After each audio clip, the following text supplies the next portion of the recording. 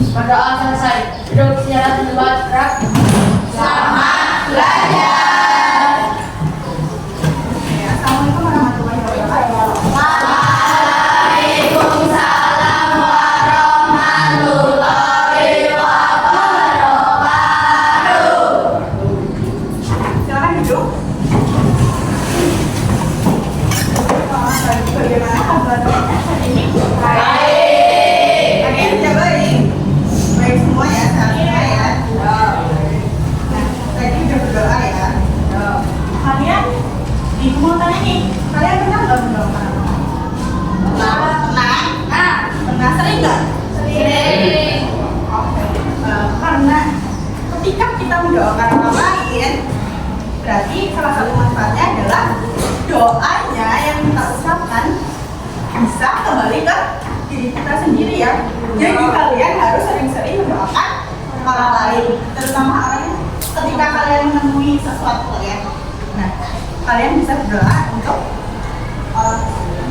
Nah, hari ini ibu juga akan bersama kalian untuk berdoa ya. Nanti tirukan ibu. Nah, caranya adalah yang sebelah kanan mana? Duduknya. Yang sebelah kanan masalahkan semua. Yang sebelah kanan mana? Nah, ini ya.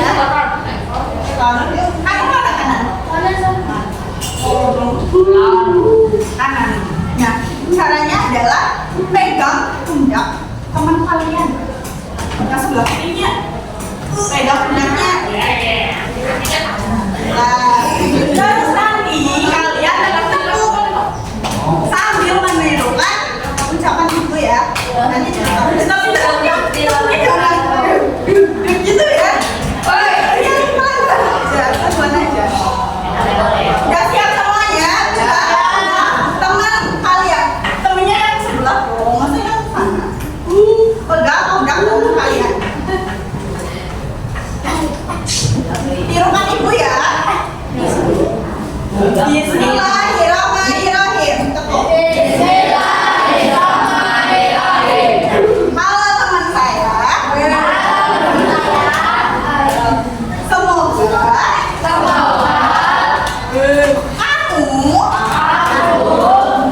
menjadi anak yang soleh dan soleha. Semoga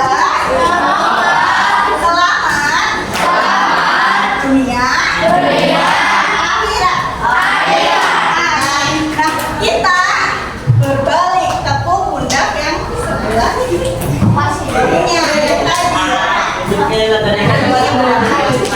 Caranya sama ya, pegang pundak terus tepuk-tepuk. Halo temanku, semoga kita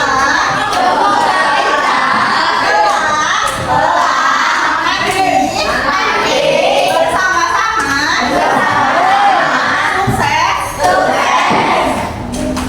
Amin ya rabbal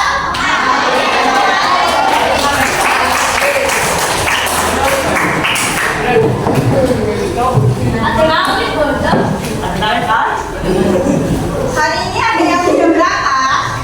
Alhamdulillah. Semua dalam keadaan sehat.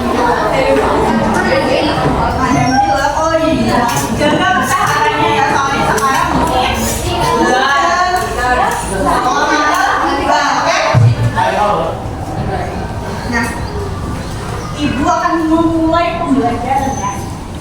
Sebelum ibu memulai pembelajaran, ada yang masih ingat sebelumnya bersama ibu kita belajar apa? Cerita Terus struktur dan kebahasaan cerita fantasi. Nah, strukturnya itu ada apa aja? Solusi pintar. Nah, yang kedua kebahasaannya ada yang satu-satu aja. Boleh deh. Banyak. Anak yang masuk, menggunakan betul, saya masuk rumah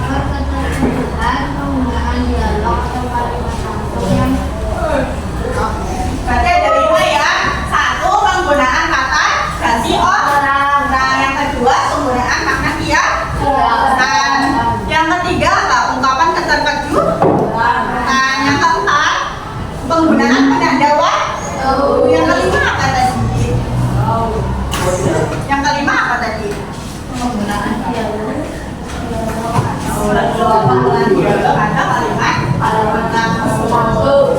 Nah, beralih kali ini kita akan belajar tentang unsur intrinsik serta fantasi. Nah, ada yang tahu unsur intrinsik itu apa aja? Coba katakan apa aja unsur intrinsik? Udah pernah belum ya? Tema pinter. Terus apa lagi? Terus nomor yang paling penting nomor. Terus sudut pandang. Siapa namanya? Siapa namanya?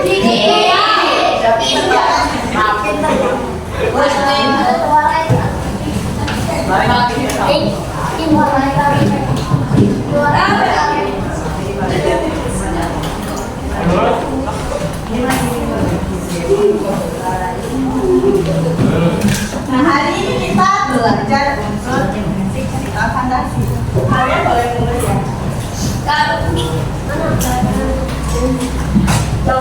Ada tujuan pembelajaran hari ini yaitu peserta didik mampu mengidentifikasi identitas fantasi dan visual.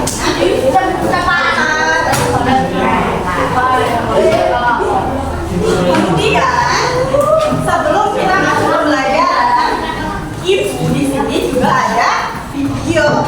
Nanti kalian simak baik-baik ya. Tadi kan udah tahu nih unsur intrinsik itu apa aja. Jadi kalian cermati tokoh-tokohnya itu apa aja, kemudian latarnya, tempat kejadiannya di mana dan lain sebagainya bisa diamati lewat video ini. Jadi simak baik-baik ya.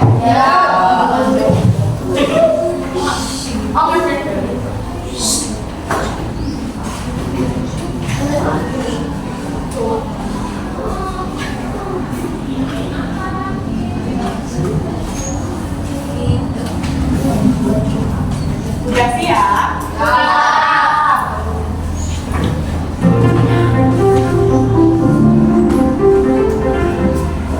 Timun Mas. Di suatu desa hiduplah seorang janda tua yang bernama Mbok Sami. Dia tinggal sendirian dan merasa kesepian. Dia sangat mendambakan adanya seorang anak yang bisa menemaninya. Suatu sore, Mbok Sami pergi ke hutan untuk mencari kayu. Di tengah jalan, Mbok Sami bertemu dengan raksasa pemakan manusia. Ia bergetar dengan keras dan menghajar raksasa untuk membiarkannya pergi. Baiklah, aku akan melepaskanmu kalau kau bisa memberiku seorang anak untuk disantap. Geledar suara raksasa tersebut. Tapi aku tidak punya anak, jawab Mbok Sami dengan miring.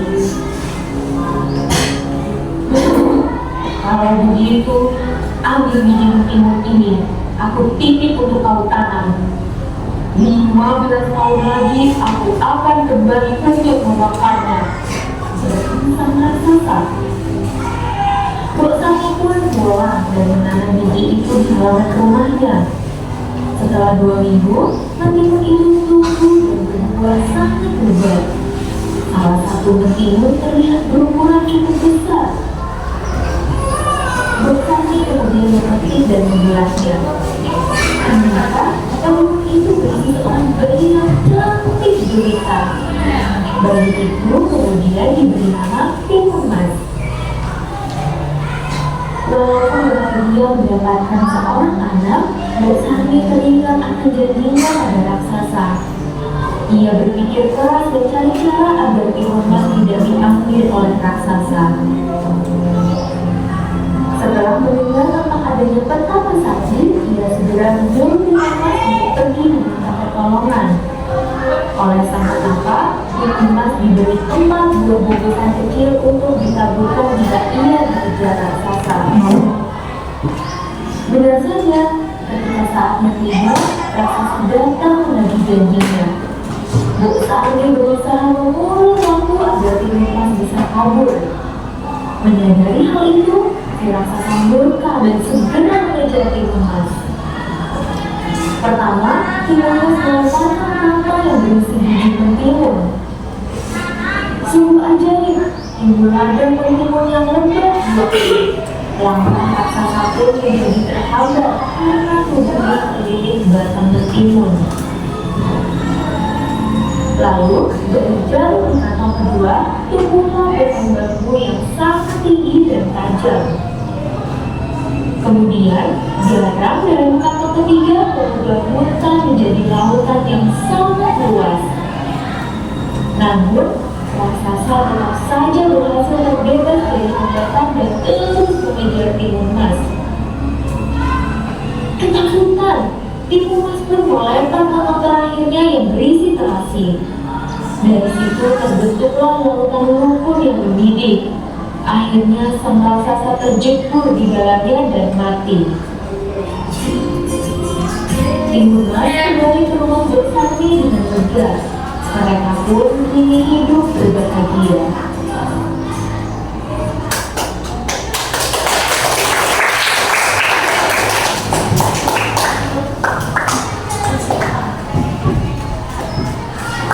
Tadi kan lebih prinsip itu ada tema, kemudian ada tokoh-tokoh, terus ada alur, pintar, terus ada apa lagi? Ada amanah. Unsur prinsip ini sangat penting ya karena merupakan sebuah fondasi cerita, sebuah cerita. Yang pertama boleh dibacakan tema itu apa? Ide boleh deh mas.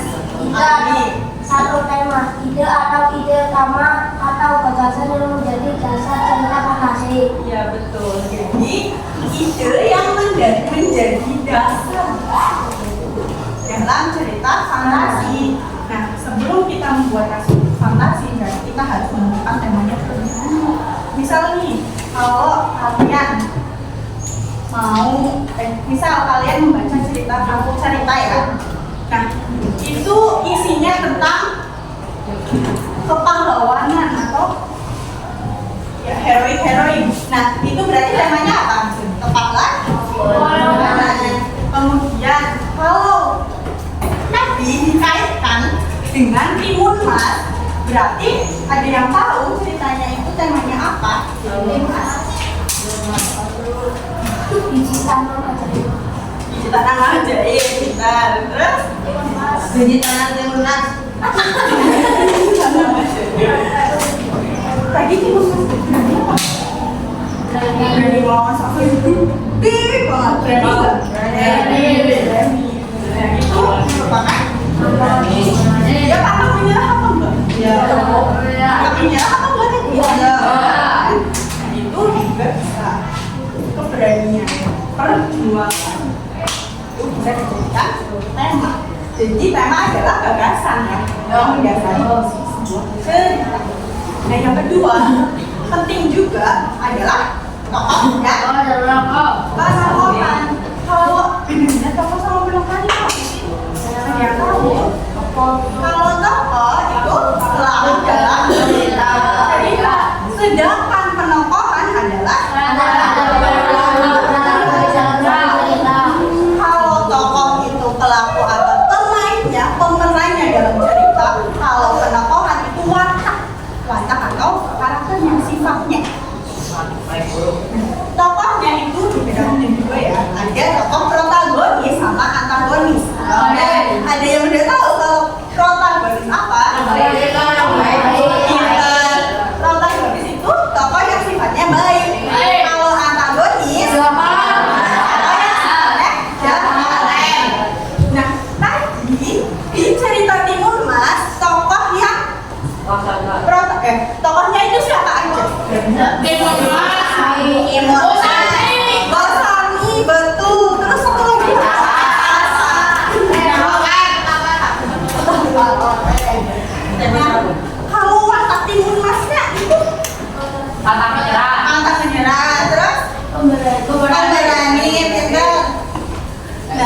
baik nggak?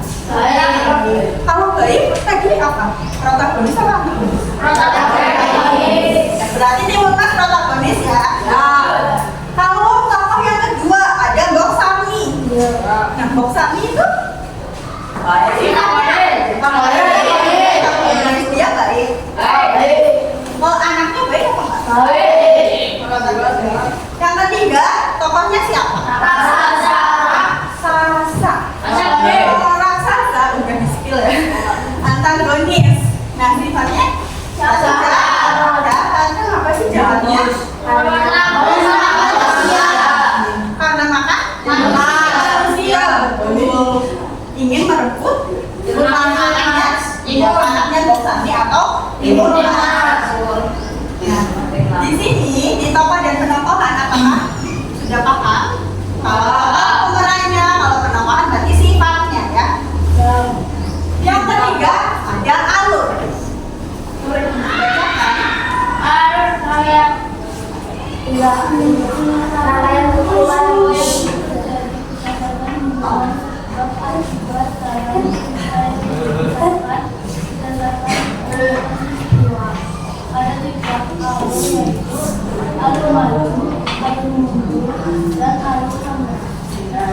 Jadi alur adalah rangkaian peristiwa yang terjadi berdasarkan hubungan sebab akibat.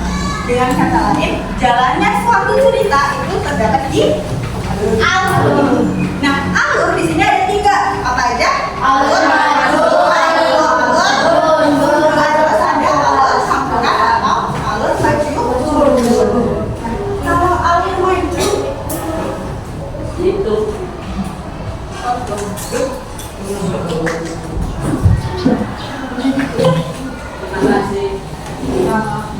kalau alur maju itu ceritanya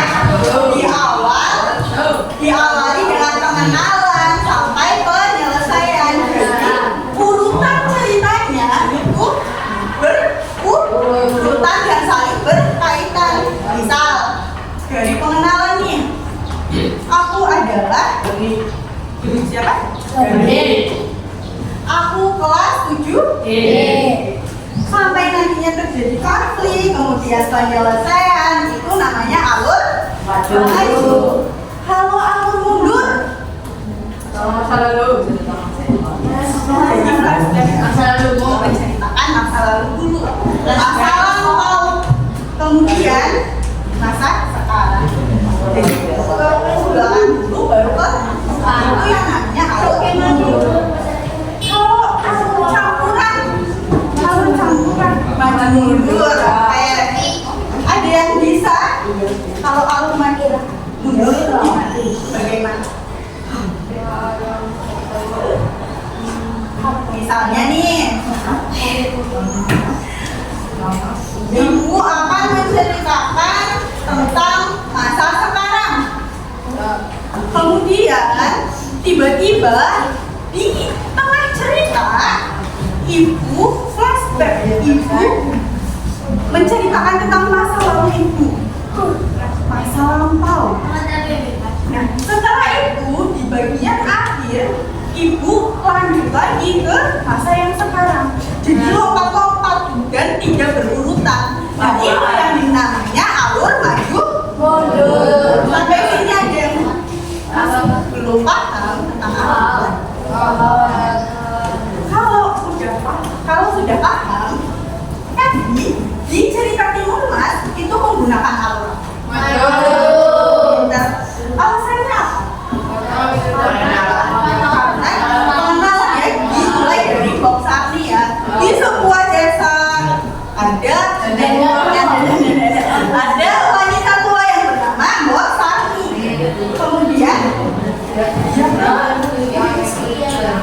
Kemudian ingin mempunyai anak. Terus apalagi menemui raksasa yang bernama raksasa.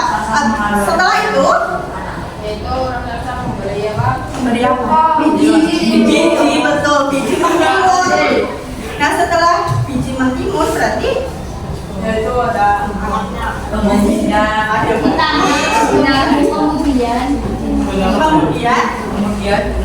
kemudian si raksasa tersebut meminta anaknya kembali kan.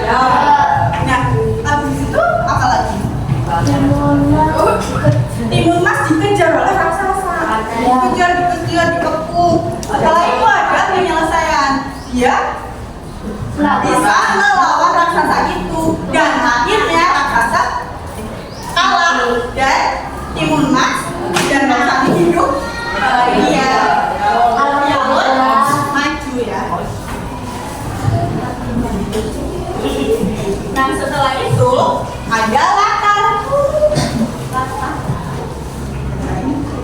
Atas keterangan mengenai teman waktu dan suasana untuk menggambarkan peristiwa yang diceritakan. Latar juga yaitu latar waktu, latar tempat dan latar suasana. Jadi latar ini keterangan mengenai tempat, kemudian waktu dan suasana. Dibagi tiga. Kalau latar tempat menceritakan tempat kejadian dicerita tersebut. Latar waktu berarti menceritakan tentang waktu, betul. Latar suasana menceritakan tentang suasana diceritakan. Apakah menegangkan, apakah menyedihkan, senang, kalau tempat lokasi ya. Nah kalau waktu bisa kejadian apa? Pagi hari, siang hari,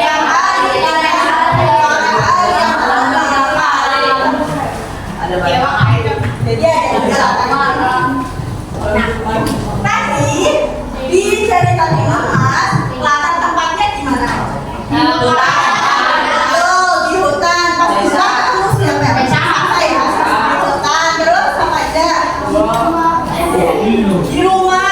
Pas timun-timun nanti di desa.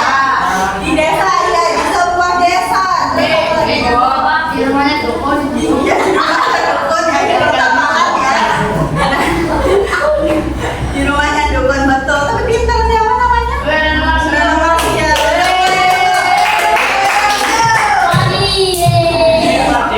Tadi udah kita menganalisis latar tempat ya. Kemudian latar waktunya ada di Pagi. Sampai apaan itu dulu? Berarti ada semua ya. Dalam satu cerita. Terus yang terakhir latar suasana. Di hutan. Oh, karena sedih yang menyedihkan. Karena suasana tidak mempunyai. Maka ya itu suasana menyedihkan. Kemudian pas ini pas dikejar-kejar rusa itu kalian rasain mana? Betul, mencapai betul. Terus menegangkan, benar. Iya, kalian kan dikejar-kejar raksasa yang gede banget. Kita dikejar-kejar raksasa itu ada 4 ya. Apa aja?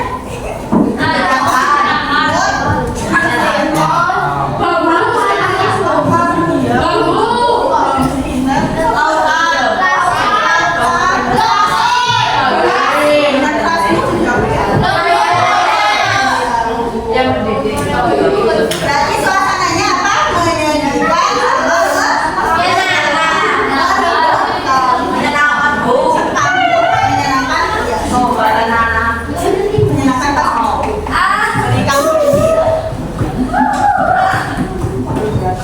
kemudian yang kelima,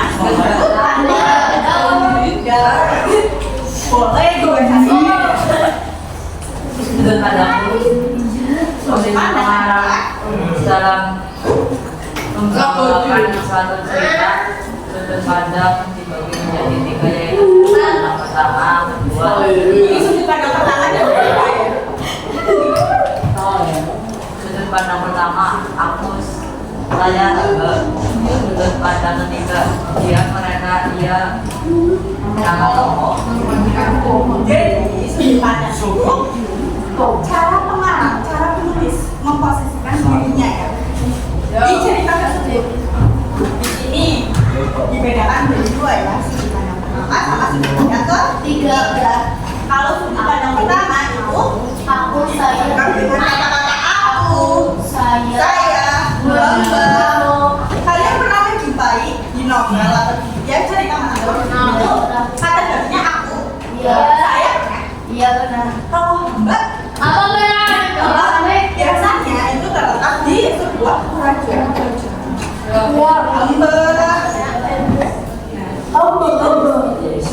Artinya sudut pandang pertama. Nah, sudut pandang kedua bisa dilatih sama dia, ya mereka, dia, terus I love you too.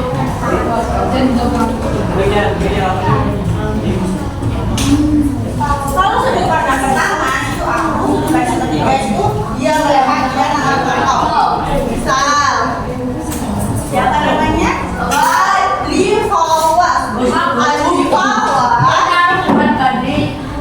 adalah anak yang rajin. Dia selalu membaca buku. Dia selalu membaca buku. Dia selalu mengerjakan PR.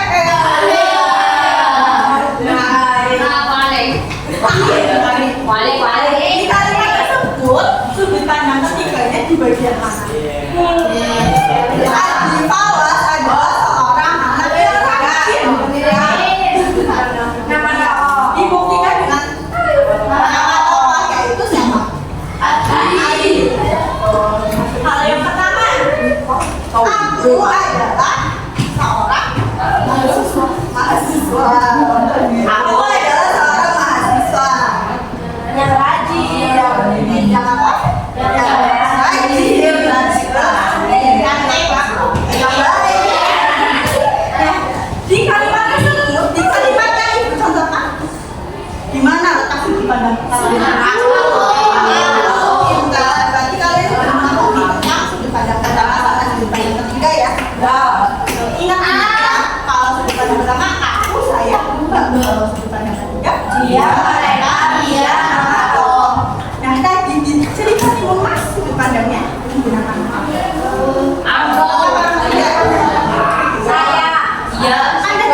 Timun Mas. Iya, saya di sudut pandang ketiga. Terus sama tokoh. Berarti bahwa saat ini Timun Mas sama menggunakan sudut pandang ketiga. Ia juga menggunakan sudut pandang ketiga. Nah, yang terakhir boleh dibacakan siapa namanya? Oh, hati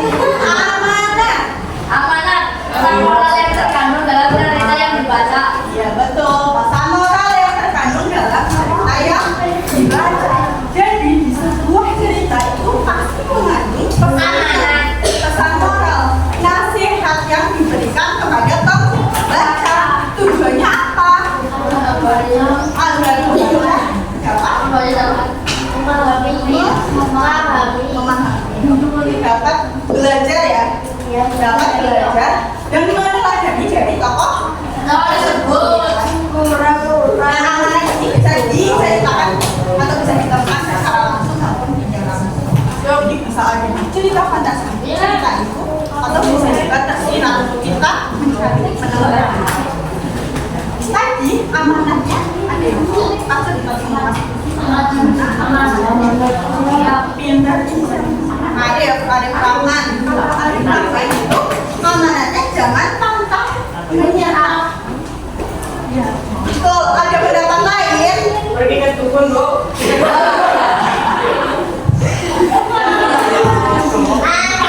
Kalau bisa amanahnya baik ya. Kalau pergi ke dukun berarti menyembah tidak boleh. Ada lagi satu lagi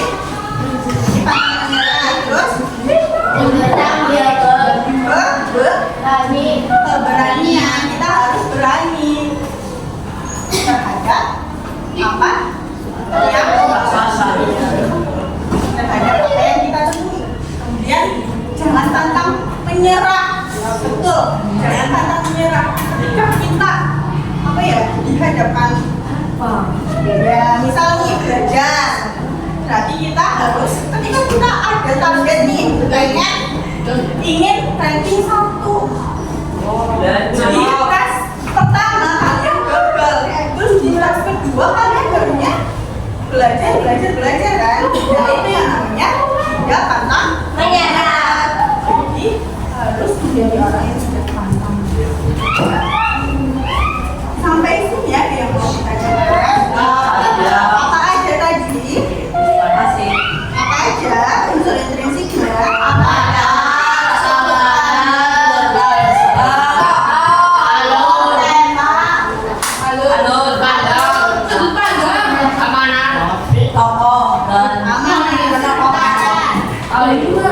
Boleh kayak gitu.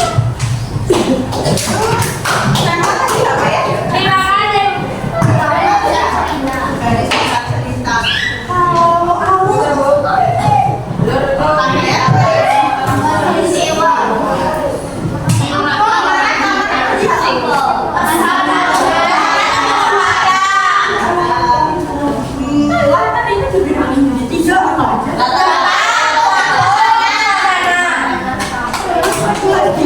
panjang itu bedakan sih judul itu apa aja?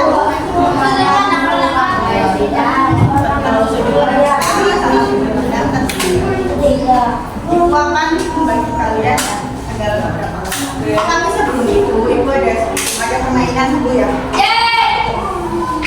Jadi di sini caranya adalah kalian punya ballpoint. Nah, ballpointnya itu diletakkan di tengah. Boleh teman kalian atau boleh di sini. Satu aja.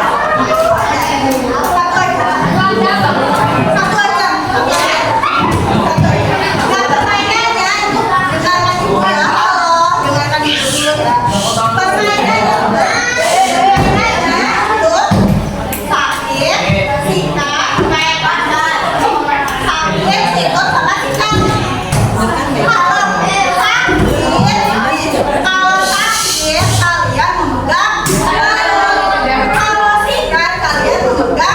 sikut, sama sikat. Kalau sakit kalian memegang, kalau sikat kalian memegang sikut. Kalau sikat kalian jadi sama aja itunya sakit memegang perut, sikut memegang itu. Kalau sikat sama sikut pun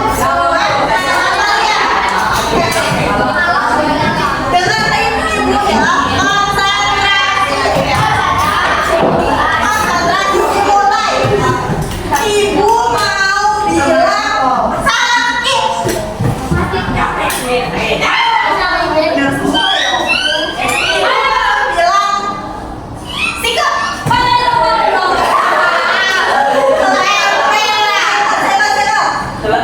Sakit. Itu salah ya mas? Sakit. Kayak nyanyi deh, balanku ada 5. Sikut. Sakit. Sikat.